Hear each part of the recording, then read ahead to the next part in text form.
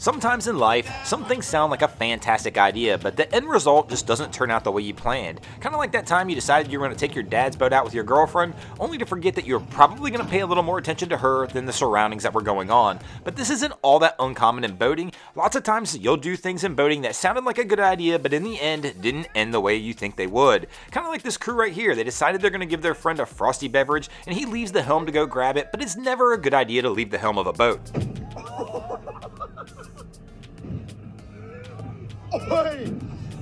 Even though grabbing this frosty beverage sounded like a good idea at the time, my guy is quickly learning that it's not as good an idea as he thought. Now, these kinds of things can happen all the time in boating. I think it's got to do with the adrenaline of being out in the water, that sometimes our minds go blank and we just make some poor decisions. And nothing triggers this more than being out there in a PWC. Nothing like having a couple hundred horsepower between your legs, blasting down the water at 60 miles an hour to assist you in having some of those mind-numbing moments thinking that things sound good, even though it probably wasn't the best life choice. Now, PWCs aren't the only adrenaline rush out there on the water. Of course, you've got those water sport junkies as well who love to come flying around the water at 60 miles an hour also, but not all the decisions we make with these results will be adrenaline fueled. Sometimes it's based on prior decisions we've made. Kind of like before, we're like, hey, we don't actually need the wheel chocks on that trailer. We've left it there 100 times and we've never had an issue. Or how about that time you invited all your friends out on the boat knowing that not everybody would show up, only to have that plan backfire, and the next thing you know, you've got to come up with some ingenious ways to get everybody out on the water.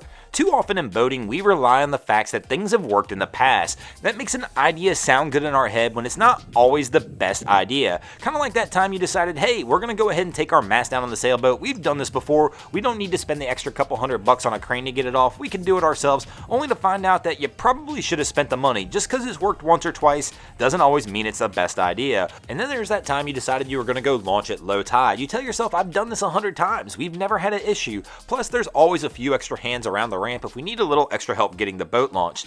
And then, oh, the sandbar fun. Sandbar fun always starts out the same way. You guys are going out, gonna have a good time. Enjoy yourselves out at the sandbar. But you know what? When you start having a little too much fun out there, things can go wrong. And what was supposed to be a fun day out on the water quickly can turn into a nightmare. Now, it's not just about partying at the sandbar. Sometimes you'll try and take a shortcut and things will go wrong.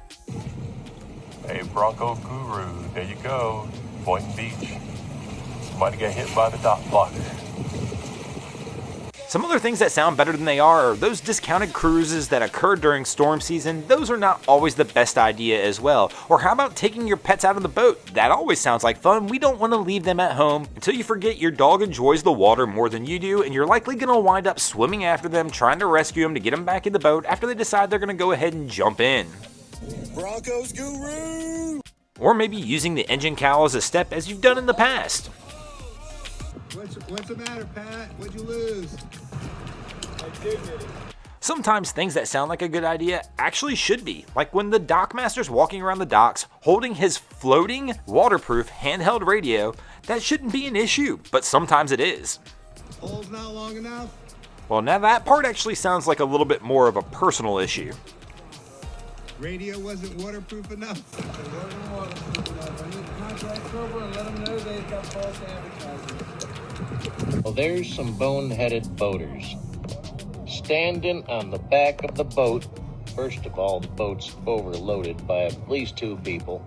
Standing on the very back of the boat while the engine is in operation and the prop is turning. One guy's got his feet hanging over the back. That's a good way to get your legs chewed off. Trying to find shortcuts instead of following navigational charts. Well, they just went through it over there.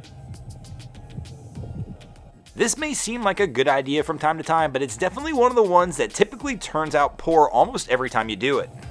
Going mudding. I definitely know after a long day out on the water, sometimes these things can sound like a good idea. It's going to save me a lot of time, but the problem is, more times than not, you can get yourself stuck and wind up being stuck out there for hours while you wait for the tide to come up so you can get your boat off the bar.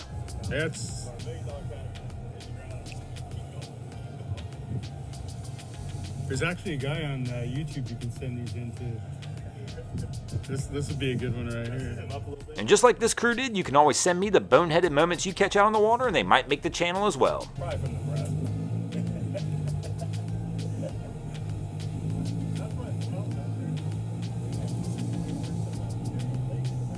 And these guys are going to go ahead and toss a little mud and try and get out of here, and we're going to get out of here as well. Thanks for watching. I hope you enjoyed this week's episode of Boneheaded Boaters of the Week. If you ever see anything crazy happening out in your waterways, be sure to hit me up on Facebook or Instagram and let me know, and you might see your stories over here. Just like Blunt93, Brian Smith, Calumet IS, Captain Johnny's Life, Noah Flowers 51, Frizzy D, Liam Holden, Margaret Davis, Mark Stevens, Captain Jockacy, Mitch Rodems, Pete Oliveri, Pilot Mark Original, PJ Meyer, Fred Winter, and Tyler Alvarez did this week. And if you guys haven't already, go ahead and drop an anchor on the subscribe button here.